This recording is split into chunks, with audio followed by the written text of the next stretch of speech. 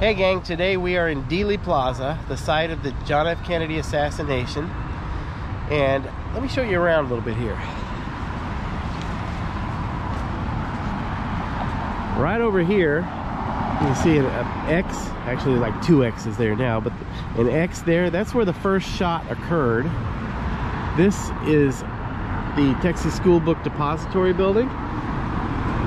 This is the first shot that hit Kennedy. And then down over here, there's another X on the road. That is where the final fatal shot hit President Kennedy in the head. Triple underpass is right over here, or triple overpass, triple underpass, whatever you want to call it. This is the grassy knoll here, and the picket fence sits right up behind this wall, which is where we're going to be heading, because today we're going to be talking about the 3 tramps that were arrested here that day, and a couple other arrests that occurred that day. So let's head on up over here. We'll show you where the picket fence is.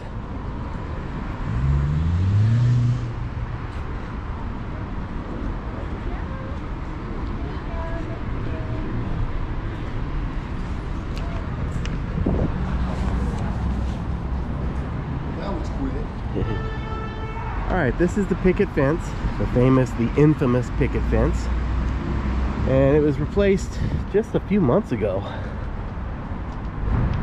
Of course, they replace it every 4 or 5 years when it gets too worn out, and they have people taking pickets all the time from it as mementos and writing on them.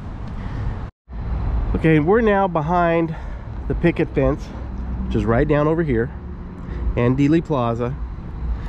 And a Mr. Lee Bowers was working in this train tower here as a switching station, I guess. This used to be a transfer station for trains. I don't believe it's a transfer station anymore, but there still are train tracks all along this area here. In fact, a train just went by a few minutes ago. But Mr. Lee Bowers informed the police that several men were inside a train car behind the grassy knoll, which would have been in this area here. The men remained unknown until 1992, when some arrest records surfaced. The 3 tramps had given their names as Gus Adams, Harold Doyle, and John Gedney. They were arrested for vagrancy and served 6 days in jail. These tramps appeared clean-shaven, well-dressed, with new shoes and haircuts. Pretty well-dressed tramps. All the arrest records were signed by William Earl Chambers. The arrest paperwork shows they were taken off the train right after the assassination. They were passing through town with no means of support. Billy Lee Bass turned the men over to a deputy sheriff. No other boxcars were searched to his knowledge. These are the train tracks over here. Kind of give you an idea of the area we're in. And yeah, it looks like there's at least 1, 2, 3, 4, 5 sets of train tracks over here. 6. So. Plus the dark train comes through here too. Yeah. So. Yeah. Okay, now the tallest of the 3 tramps resembles Charles Harrison, the father of actor Woody Harrelson. Charles Harrison was born in 1938.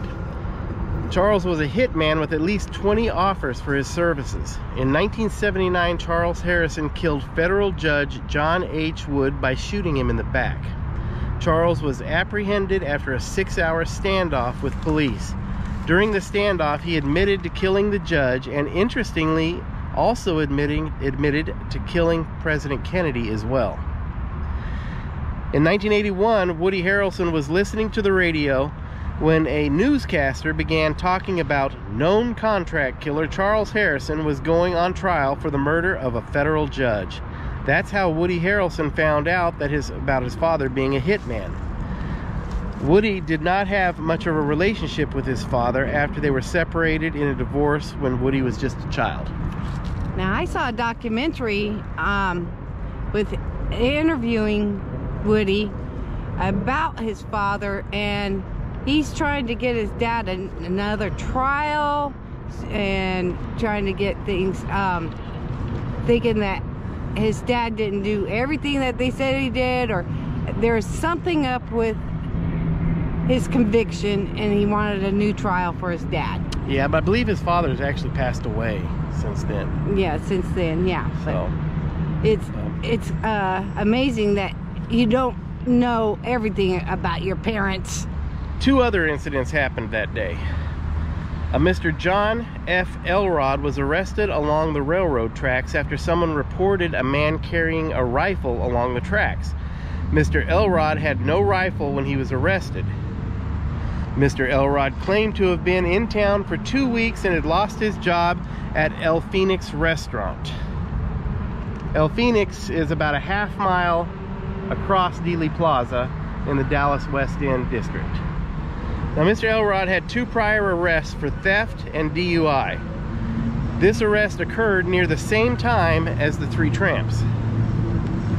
Mr. Elrod claimed to have spent 4 hours in a jail cell with Oswald, and Lee told him that he knew Jack Ruby.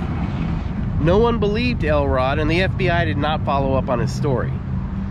There was also a Daniel Wayne Douglas that was arrested in the hallway of the Dallas Police Department when he turned himself in for stealing cars, but was instead arrested for murder. Mr. Elrod and Mr. Douglas were released on November 26, 1963. Mr. Douglas gave his address as 5092 Sea Isle in Memphis, Tennessee, and said he had been in town 2 weeks just like Mr. Elrod had been. Mr. Elrod gave his address as 3314 Knight, which was also in Memphis, just 3 miles from Mr. Douglas's home.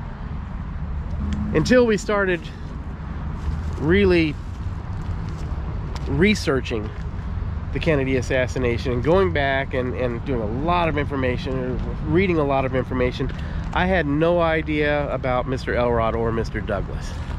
But it does seem strange that both of them were in town for 2 weeks, and they both lived 3 miles away from each other in Memphis.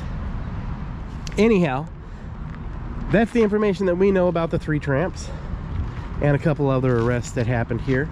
And like I said, the train tracks over here, now they're just tracks that they run through. This tower over here is not being used anymore. Trains roll right by. Before, this was a transfer station where trains would come in, they would drop off boxcars, and they would pick up different boxcars. And as far as the 3 tramps, from what I understand, when the police were informed that by Mr. Bowers that he had seen men getting in one of the train cars or box cars, that train was just leaving. And I believe that they actually stopped the train about a half mile either this way or this way. And the police entered the train and removed the tramps. Strange RV tours will take you places with Greg and Janet's smiling faces. You might see a crazy flavored soda review or some tips to fix your RV too. So come along, won't you join us, friend, as we discover what's around the bend. Just sit right back in your easy chair. Strange RV Tours is on the air. Strange RV Tours is on the air.